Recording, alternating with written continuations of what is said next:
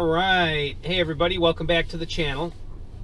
So today's video, I wanted to compare or give my take on the Model S versus my Model 3. Now, for those of you that are new to the channel, welcome. And you probably don't know my background. I have a 2018 Model 3. It's a long-range rear-wheel drive car, and in the duration of time that I've owned it, year and a half or so, I've put 62,000 miles on it. So I'm one of the higher mile Model 3s out there. My car also is an early one. It's been 9,300 and something. And I brought my car into Tesla this last week for to have a small, real tiny little rust spot taken care of on the body. Two metal panels rubbing together caused a teeny little rust spot. They're correcting it for me at no charge, and they gave me this loaner, which is a Model S 90D. Now, 90 means it's a 90 kilowatt hour battery. The D is dual motor, so this is an all-wheel drive car. This is not a performance. That would be a P90D. This is just a 90D. Wanted to compare it with my Model 3, let you know what I think of this car since driving a Model 3 for as long as I have. So there's some good and there's some bad. Now, right off the bat, I'm going to say that I know that since I've owned a Model 3 for an extended period of time, or extended number of miles anyway, that I'm going to prefer, it's going to be very easy to err on the side of preferring the Model 3 because it's what I'm familiar with, it's what I own, and typically your bias as an individual is going to be toward what you already own. So I recognize that going into this. Also, there are some key differences between our cars, between the Model 3 and this car, that I'm going to try to avoid coloring this comparison. Number one, this is an all-wheel drive car. My Model 3 is rear-wheel drive.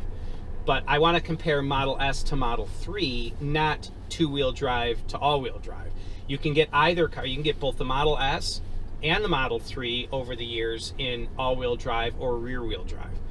You can only get the Model S in all-wheel drive at this point, but the Model S has been available rear-wheel drive or all-wheel drive, and same with the Model 3.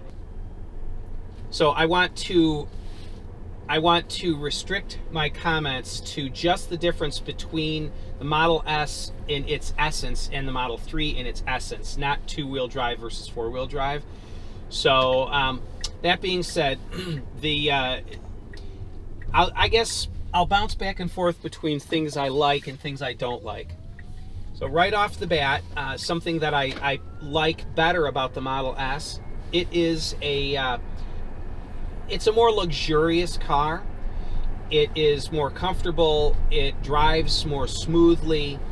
It is it insulates you from what's going on outside the car more than the Model 3. Now, it's nice. The car is more luxurious, but I will say that the Model 3 has more sporting character to it, and I actually prefer that. So again, this car is comfortable, but the Model 3 is a little bit more sporty. Also, my car is lowered an inch and has 20-inch wheels and low-profile tires. So my car handles better and has more road feel than a standard Model 3. So I'm going to try to keep that from coloring my analysis as well. The biggest benefit to this car, or biggest blessing, or the trait about this car that I like the most is the torque. It is definitely more powerful than my Model 3. The torque is monstrous. That being said, however, it is the amount of acceleration that is felt when you hit the accelerator. I'd say between the speed of about 35 and 55 is very, very much the same between this car and the Model 3. Where they differ big time is from 0 to 30 or 35, this car is just a rocket, whereas the Model 3, not so much. And above 55 or 60, this car just keeps pulling, whereas the Model 3 flattens out. at that point. So that's a big difference. Now, a few things that I wasn't ready for. One, this car, you could hear more motor and inverter noise, more of a whistle, especially when you're just maintaining speed. There's this high-pitched kind of a whistle that is very, very faintly audible on the Model 3, but very noticeable on this car. I actually kind of like it because it lets me know what's going on with the car, but I have a feeling that that would irritate other people. The UI is a little bit different. I actually prefer the Model 3. There's certain things that the Model 3 does that I prefer. Things like viewing your, I don't know, the trip information, and that is, I like its layout on the screen better on the Model 3 than on the Model S. I also like on the Model 3, the screen is up higher, the entire screen.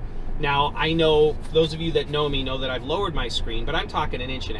This thing is, the bottom of the screen is so low, you really have to take your eyes way off the road and look really far down to see the bottom of the screen. I liked it with the Model 3, it's all up here.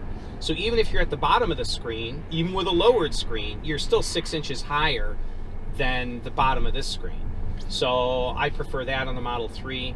I do love this storage area between the seats, although I would prefer cubbies.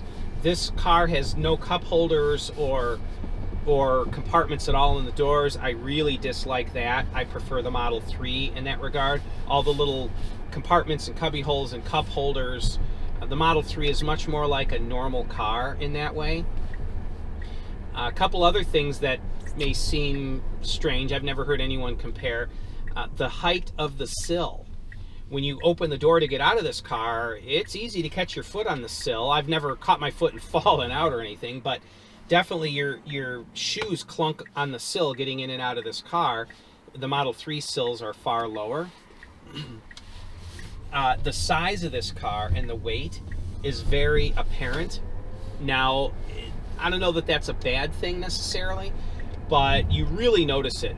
The Model 3 is 3,800 pounds. This car is about 1,000 pounds more. And you definitely feel that mass on the road. For such a heavy car, it does handle pretty well, but you do feel the mass. Also, this car, it has very much a king of the road feel to it, which is nice.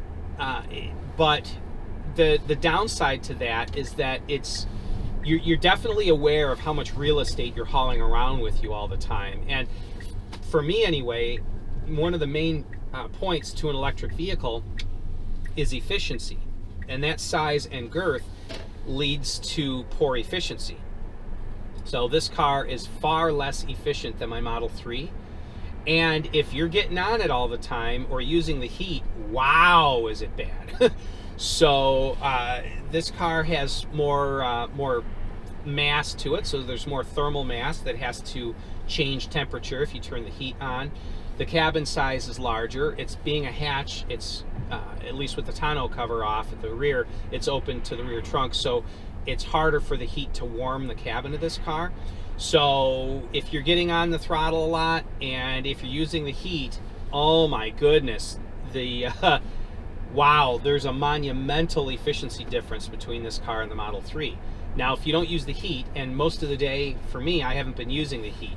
I've been using the seat heat and the steering wheel heat, and I've just been staying bundled up in the car. Just because this is the first full day I've been using the car, I want to make sure that I don't run out of range. So, efficiency is a big one. Big difference in efficiency. So the sound system is very similar in both cars in volume and clarity. The Model 3 is better than at least this current car I'm in, mainly because of the subwoofer. The Model 3 has a subwoofer in the trunk, and I'll tell you, you do notice it. It has decidedly more bass than this car does, although the sound quality is quite good in this car.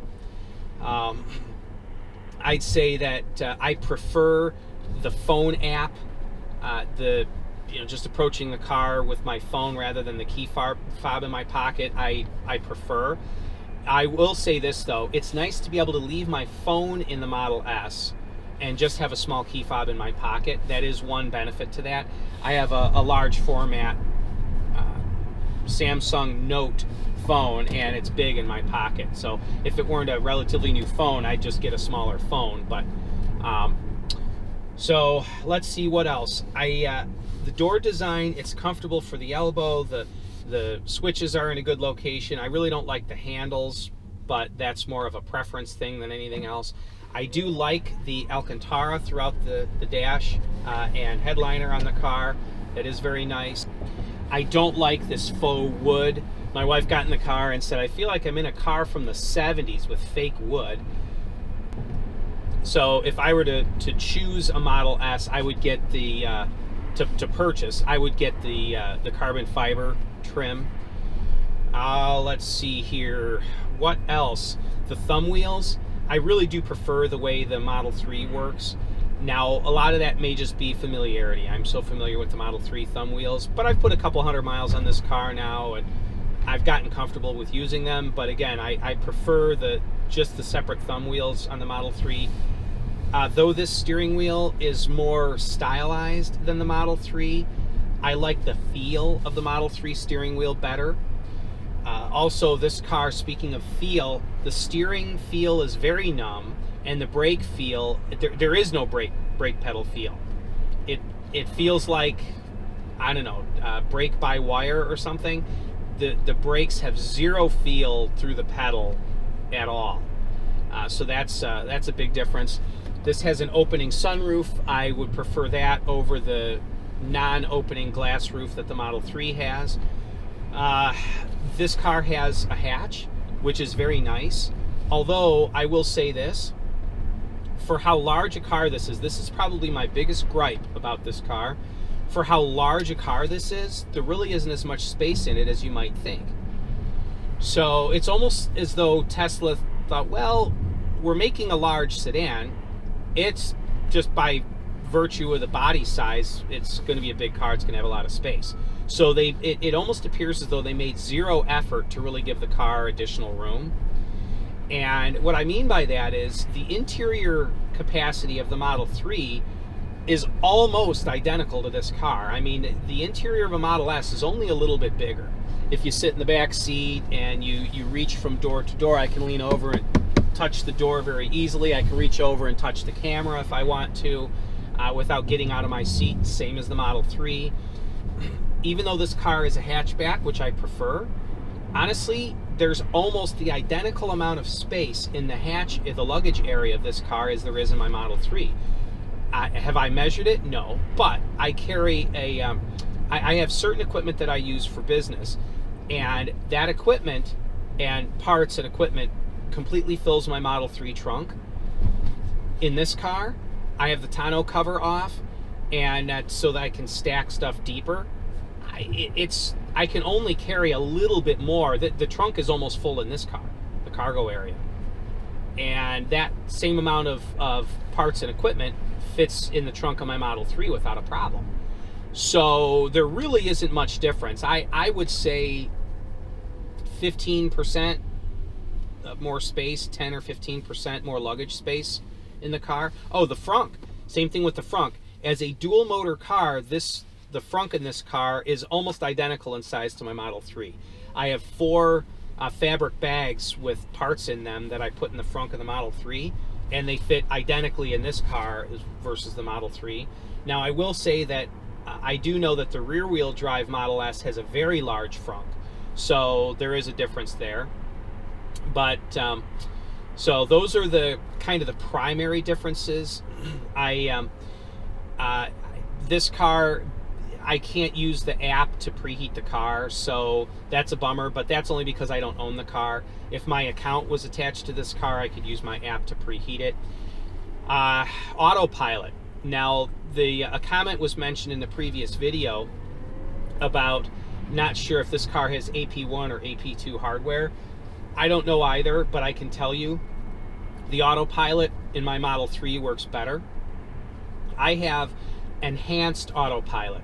It's not standard Autopilot, it's not full self-driving, it's in between.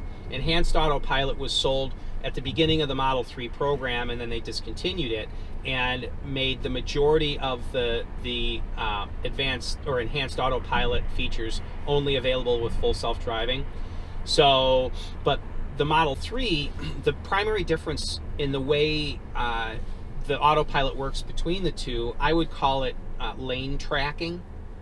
So you put this car into autopilot, and it works great. If you're on a clear expressway with very clearly painted lines, it works just fine. But there is a little bit of the ping pong effect where it'll kind of go from the right end of the lane to the left and kind of hunt a little bit to find center. Much more so than the Model 3. I get it every once in a while with the Model 3, but with this car, it does it a lot. It does it a lot. So I was just trying to engage it there to show you, but the lane lines are sketchy, so it won't engage. But also twice since driving this car, I've been driving when it allowed autopilot to be engaged. So let's see here. There's autopilot engaged. And twice today using this car with autopilot engaged, when the painted line on the right side of the road began to disappear under the snow, the car began just following and just kept going and going and wanted to go onto the shoulder. I don't know if it would have driven into the ditch, but it wanted to get way over to the right to the point where the tires were against the snow. And so I had to grab it and correct it. My Model 3 has never done that to me. So there is definitely a difference in the way the autopilot functions in this Model S versus my Model 3. Also, there's just a few build quality issues, and it might be this car specifically versus my Model 3, because I know there are Model 3 with build quality issues, but there's certain things. This car, both the front seats kind of they're a little bit sloppy. It's not where they mount to the floor, it's the seat tracks. This car has 51,000 miles on it, 11,000 less than my Model 3, and yet there's slop in the seat rails. I don't have slop in the seat rails in my Model 3. In fact, I'm not the only one to notice it. My wife was in the passenger seat. She goes, "Whoa, that was weird." I said, "What?" She said, "It felt like the seats started wobbling." And I said, "Well, it's probably because the seats started wobbling." And so there's that. There are a few things. When the rear hatch opens and closes, it closes and kind of clicks to the side a couple millimeters as it closes because it's not aligned. And I know this is an older car than my Model 3, so that might have a little bit to do with it, but I can see why Consumer Reports and other publications began to remove their recommendation of the Model S, because when you look at the purchase price of this car versus what you can get in a Mercedes or another car, there are some quality issues that are somewhat glaring. And just again, I go back to, there's only 2 cup holders, and they're right here in the front. And if you want to use an armrest, you can't use the cup holders. And you have this big tray, but you don't want to pile small stuff in there. That's great for a woman with her purse or a man with his briefcase or something, but you need a bunch of small cubbies. You've got this slot here, but for how big this car is, they've made very poor use of the interior. Now, a couple things I like about the interior. This car has a feel very similar to a Lamborghini in the way the interior, the doors are upholstered and stitched. The center tray is upholstered and stitched. That aspect of this car, the upholstery that is folded over and stitched in so many different places, really has a premium feel to it, and I like that. I go back to, again, just the torque in this car is monstrous. It's great. That's the draw to this car. But I even prefer the body style of the Model 3 better. So I guess here's my take on it. If I had the money to spend on a Model S, what I would do is I would buy a Model 3 Performance. So that's kind of my take on it. One other quick thing I want to point out, and this may be a minor thing, but it's something worth mentioning. I really don't like the door handles on this car. Now, I know that, they present themselves, you walk up to the car, and that's kind of neat or whatever. I get it, but the door handles are expensive and they're known to be unreliable. I prefer the Model 3 door handles. And also, for those of you that have owned a Model S, maybe you can chime in on this. I don't really like the fact that when the door handles either extend or retract, you can hear them. Now, this is a minor gripe, but it's something worth mentioning. You can hear the motors of them, and they don't sound, they don't have a really nice sound to them. They have kind of a clunky sound. There's kind of this sound as they extend and as they retract again. And if they were silent or had a nicer sound to them, it would be different. But every time you get in and out of the car, you hear those handles moving, and it just sounds odd. I don't like them. So a lot of this in my comparison here is really just, I don't know, a spoiled boy griping, I guess you'd say. And I completely recognize that. These are first world things. But hey, if you're going to spend this much money on a car, I wanted to give my take on it. I must say, though, I'm very grateful to Highland Park Tesla for giving me a loaner, and such a nice car at that. And also, I got to tell you, I feel very grateful in my life. I can afford my Model 3, and the loaner that I was given, I was given this, whatever this car retailed for, $75,000 or whatever, loaner car to use. And we are so blessed. We in first world countries live with such a massive amount of blessing. It's incredible to me. I mean, we pay money for health club memberships so that we can get in shape and lose the weight that we only gained because we're so rich we can afford to overeat. I mean, we live with blessings so hugely in this country that I got to tell you, it is astounding to me. So even though, yes, I prefer my Model 3, and even though I have certain gripes about this car, my goodness, the technology, the silent running, the torque, the virtually free operating expense of it in charging cost and that kind of thing, and the sound quality and the interior materials and all of that is royalty 100 years ago didn't live in the lap of luxury that we have now, as far as technology and all that. So it is, we live in an unprecedented time in history that we have such blessings. And so I want you guys to know that though I've complained a little bit about this car, I just wanted to give a realistic comparison between the two. Just grab the steering wheel. Heated steering wheel, absolutely awesome. I wish the Model 3 had it. And it might be something that I'm going to work on adding to my car if I can figure a way. But anyway, back to what I was saying. I definitely feel just radically blessed. Our little convertible, I had to find somebody with a garage that I could park it in because we don't have space to park it in our garage because of my workshop. I mean, we're blessed that we have enough cars that I need to find another place to park it, and it's nice enough that I don't want it in the snow. I mean, the blessings that our family enjoy are immense, and I'm a normal guy for the area I live in, but to be a normal average person in the area I live in means that we are wealthy by worldwide standards, and that is something that I never want to lose sight of. So I know I'm waxing eloquent on this and rambling on, but I want you guys to know that, lest I sound like I'm whining about idiosyncrasies in this car or whatever, I do definitely feel massively blessed. I remember when my wife and I started out and literally didn't have 2 quarters to rub together. We would walk around parking lots looking for change to save up money so we could go see a $1.50 movie together. And now I'm driving high-end cars, and I live in a safe neighborhood, small house, but safe neighborhood, and house is almost paid for. And all of these blessings are astounding to me. So anyway, now that I've talked too much, as I usually do, if you guys have any questions about this car or my Model 3, let me know, and I'll keep you posted as the repair process progresses with my Model 3. So thanks, guys. Have a great day. Bye-bye now.